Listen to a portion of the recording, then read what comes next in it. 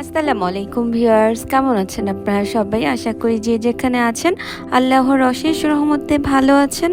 আমিও আলহামদুলিল্লাহ ভালো আছি।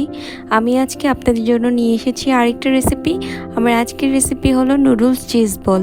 আমি নুডলস চিজ বল কীভাবে বানাই সেটি দেখাবো। এখানে আমি সব কিছু নিয়ে নিয়েছি।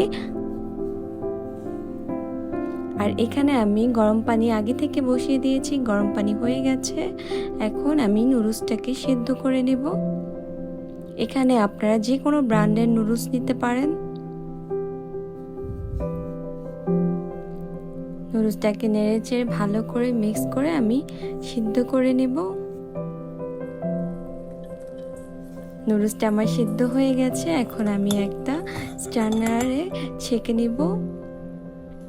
আমি অলরেডি ছেঁকে নিয়েছি। আর এখানে আমি একটা বোলে ঢেলে দিলাম।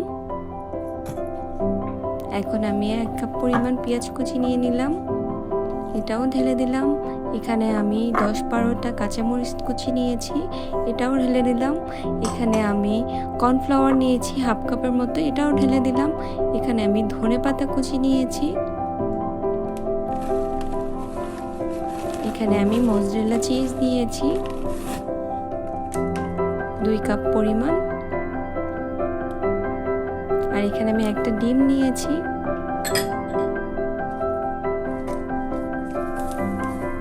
আর এখানে যে নুডলসের মশলাটা আছে সেটা আমি ঢেলে দিলাম। আর এখানে আমি এখন পরিমাণ মতো লবণ দিয়ে দিব।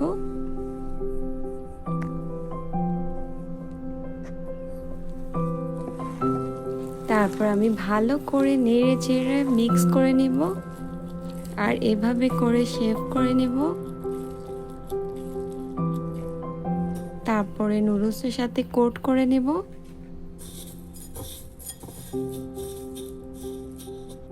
আমি এখানে নুডলস চিজ বলগুলো কোট করে নুডলসের সাথে তারপর আমি রেখে দেব একটা প্লেটে।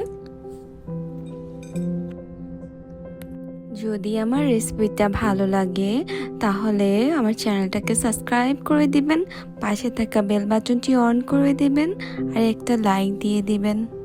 আমার নুডলস চিজ বলগুলো কোট করা হয়ে গেছে। আমি একটা প্লেটে 5 মিনিটের জন্য রেখে দিয়েছি। আর এখন আমি এখানে আগে থেকে তেল গরম বসিয়ে দিয়েছি, আমার তেলটা গরম হয়ে গেছে। এখন আমি এক একটা করে নুডলস চিজ বলগুলোকে ভেজে নিব মিডিয়াম আছে।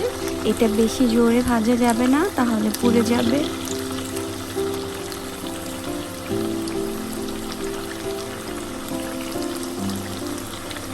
এভাবে করে আমি সবগুলো নুডলস চিজ বলগুলো তেলে ভেজে নিব।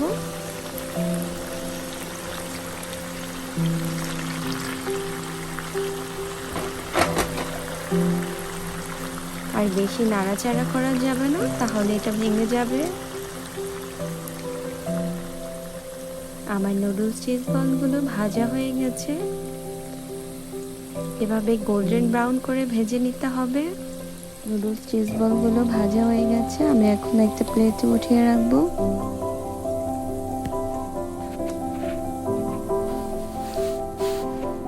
তৈরি হয়ে গেল দারুণ মজাদার নুডলস চিজ বল। আমার আজকের রেসিপিটি কেমন হলো প্লিজ কমেন্ট করে জানাবেন। আর ভিডিওটি পুরোপুরি দেখার জন্য সবাইকে অসংখ্য ধন্যবাদ। আল্লাহ হাফেজ।